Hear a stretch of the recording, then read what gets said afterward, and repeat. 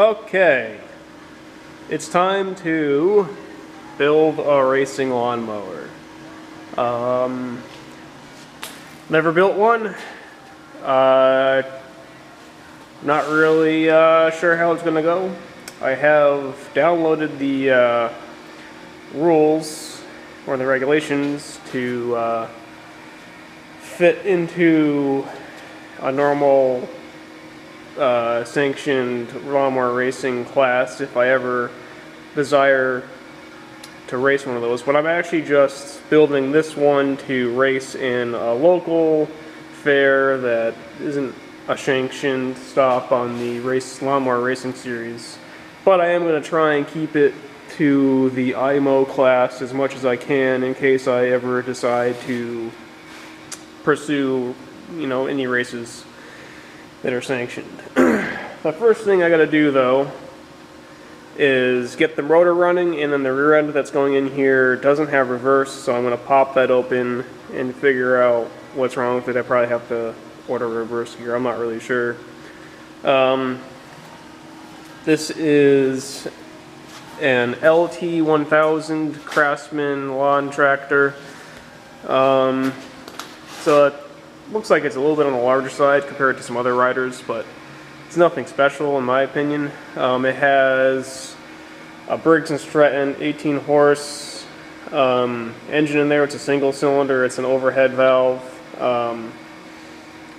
Nothing fancy there. The rear end is a Peerless MST 206. It's a 6-speed transmission plus reverse. I'm trying to not buy any fancy parts. Usually, in a little bit of research I did, usually you would run like a Peerless 700 rear end because it's super narrow, and what you would do is mount it sort of midway and then do a live rear end axle out of like a go-kart or something. I'm going to stuff the Peerless MST under there, call it a day, so I don't have to buy any fancy parts. Not that a Peerless 700 transmission is fancy or anything, but it would cost me a bit over $200 to get it to my door. The IMO class is regulated to, in the top gear, an 8-to-1 ratio to the wheels. So one turn of the pulley on the transmission would result in one turn of the wheel. Or I should say 8 turns on the pulley on the transmission would result to one turn on the wheel. So I do have to figure out in 6th gear what that would be. I suppose I could remove 6th gear and only run like 5th or 4th or something. I don't know. I guess it depends on what I can get for pulleys. For whatever reason, this engine is missing the drive pulley on the bottom of the engine. I don't know where it ended up, but I'll probably have to end up changing those anyways. That's not a big deal. But anyways, today I am here just seeing if I can get my Briggs 18 horse engine going. I already have the shield off, so I could get a better look at what's going on here. Unfortunately, the last time I was working on this, my camera was dead and I didn't have the charger. So it did have a rear end in there, and I did rebuild the starter so it would work. But I actually got a new starter off of eBay. I don't know where the person who has these for sale gets them from. I don't know if he rebuilds old ones or what, but it's actually pretty nice. It wasn't terribly expensive. I think I spent $25 to get that. It's a metal gear, unlike some of the other ones that are plastic. And if you buy replacement gears, they're actually plastic anyways. This is metal. It actually looks like it's pretty solid. But this starter in here has a magnet in the can that delaminated. So it's in there, but it's flopping around. The starter was also completely seized. It's not seized right now, but it is fairly tight. So I'm going to pop that starter out, put the starter that I just showed you in there, and then get a simple wire going so I could see if I can get this thing to fire. I also do have a battery for it. It's nothing special. I think I got this at the Home Depot. We'll see how it works. The last lawnmower battery I bought was from Walmart. This one's from Home Depot. I guess I'll see which one I like better. I was going to try and get just a used battery from a battery shop, but he didn't have any lying around at the time, so I bought a new one. Wasn't terribly expensive, but So yeah, I'm just going to take that starter out and get the new one in there. And then, gonna just kind of remove all the wiring that's in there while I'm at it, because for the lawnmower racing, you don't need any of the wiring. The engine just needs to run, get started by itself, and need to have a tethered kill switch. So I'm gonna get a normal ignition to go into there, but then I'm gonna have to have a tethered connection, or a tethered kill switch ignition that gets attached to my clothes or something. So if I fall off, the engine gets killed. So that's fairly simple. The wiring is pretty much going to be like 3 wires. Then the starter relay, I guess, so it's a few more. But anyways, you get the idea. I'm talking.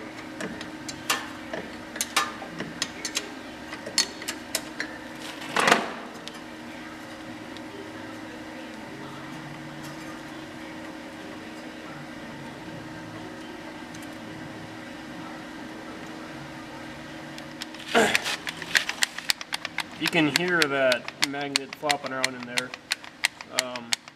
So yeah, this starter is technically kind of usable, but it was having trouble turning over this 18 horse Briggs. The compression was getting it.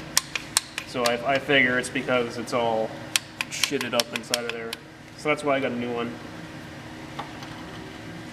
Well, new rebuild, who knows, I don't know. Alright, so I blew this area out. It was full of rat shit. I was looking at the wiring. It's actually, any lawnmower wiring, if it's an older tractor especially, is really simple. It really just needs one external wire. If you had a pull start, it would literally just need one external wire plus the coil wire for the spark plug. But this is a slightly newer tractor. I think it's an 06 or something like that. So it's got a few more things going on here, but it's still really simple. The only wire that's actually important to me is this black one right here. This is the kill switch wire that goes up to the coil.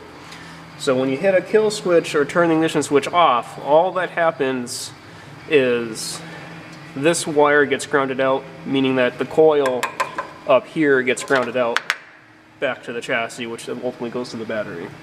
And that means that no longer is there a spark getting sent out to the spark plug. Normally when you have the key on and the kill switch and not in the kill position, the coil has nowhere else to go but the spark plug wire, so then that's how the spark plug gets a spark. This wiring has a bit more going on. These wires over here are for the stator or alternator up under here. It technically would charge the battery. I probably might as well use it because it's in there. This wire over here goes to the carburetor. There's a little plunger on the carburetor that shuts the fuel on and off to the carburetor. You would think it's for safety, but it's actually for emissions. So basically when you kill the power, it kills the 12-volt signal to that carburetor and the plunger shuts. And it shuts fuel off to the engine, so there's no fuel going in there as the engine spins the last 1 or 2 times while there's no spark. It's an emissions things, it's actually not for safety. So in reality, right now, all I'm going to end up doing is making sure that I send 12 volts to this while I'm testing it, and it should open up that plunger. If that plunger is bad, however, I have to find out another way to fix that. Now, the permanent solution is to remove the plunger and use just some kind of screw that goes up in there that's the same thread pitch that'll plug up the hole that the plunger leaves behind, and I'd be all set fine and dandy. But for now, all I really need to do is send 12 volts down this wire. It'll open up the plunger and we'll be all set, assuming the plunger is good. They do go bad every now and then. The rest of all this is junk and other safety switches. This happens to be the headlight wiring. Down under here, there's a bunch of other safety switches. One of them is going to be for the clutch. So normally you would have to push the clutch to allow it to start. I can remove all of that. There's PTO wiring over here for the belt and the mower engagement. I don't need any of that. The old ignition up over here, well, you can't see it. It's up over there. I'm just going to remove that, and I'm going to get a simple ignition. So basically that'll pretty much remove all of the wires that are in here. And all I'll need is the big round wire for the battery to go to the chassis.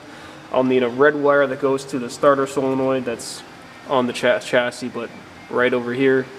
And then red wire that goes there to the starter, and then some small wires that go up to the ignition switch up there that'll, you know, allow the relay switch over here to open to send big power over to the starter. So if you're wondering what I'm going to actually do while I'm over here, I am going to clip this wire and then clip this wire. I'm going to strip them and use them for testing purposes. So this I'm just going to plug off because all this would do is kill the spark on me.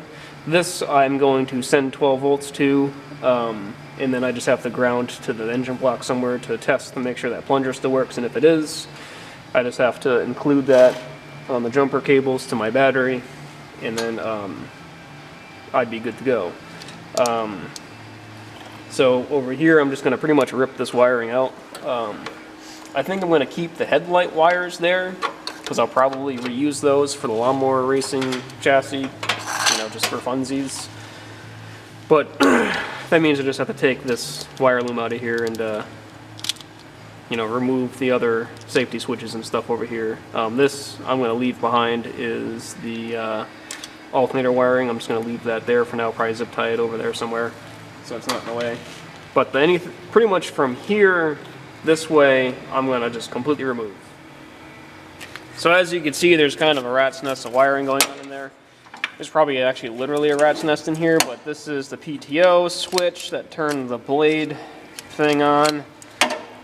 This wiring goes up to the amp meter up here. I'm probably going to pull these wires specifically out of the harness, so if I want to use the amp meter, since I'm probably going to reuse the alternator that's in here, or a stator I should say, I probably will keep those just so I can see how much I'm charging the battery. This is the ignition plug. The ignition switch itself is still in there. I'm going to pull that off next. But I'm going to basically remove all of this wiring. There's another plug right here that I just noticed. But it's all coming out. What is this? Oh, I guess there's a physical cable that goes to the PTO down there too. But it's all getting removed. So there's the before. Here's the after. Pretty clean looking under there. There was literally a nest of some sort in there. The next thing I'm going to do is remove the deck raising and lowering setup. I clearly am not going to ever need it again on this particular chassis. So I'm just going to pull that out of there. It looks like it's a couple E-clips and some pins, and it'll be out of there. So we'll come back then. Alright, so it turns out that I had to remove the side cover to get the deck height thing out of the way. And then that last bit I was removing was the parking brake thing. I don't need that for my lawnmower racing mower. So all that's removed. I cleaned some more shit out of there, and I did some measuring, and this is actually a really long chassis. It's actually going to not exactly be legal for an IMO class or a GP class mower.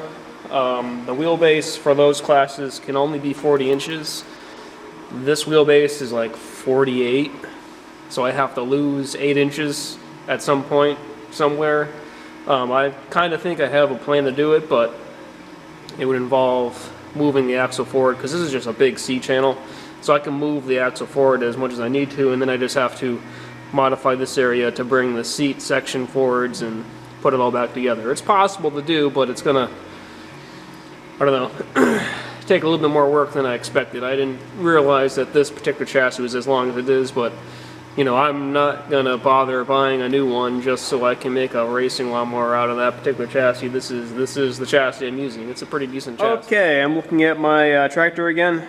I just had some lunch, and I think I may have misspoke about the wheelbase. That may have been the width. We'll have to look at it again, or I should say look at the rules again.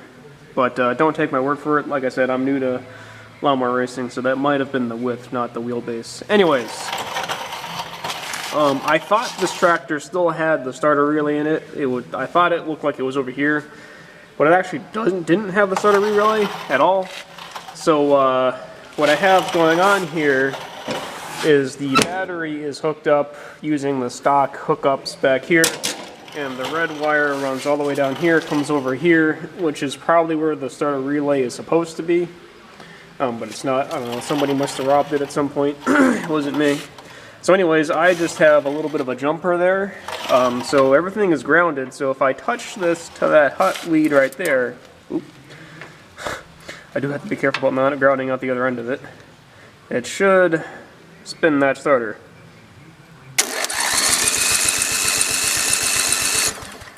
Alright, and it does. That's good.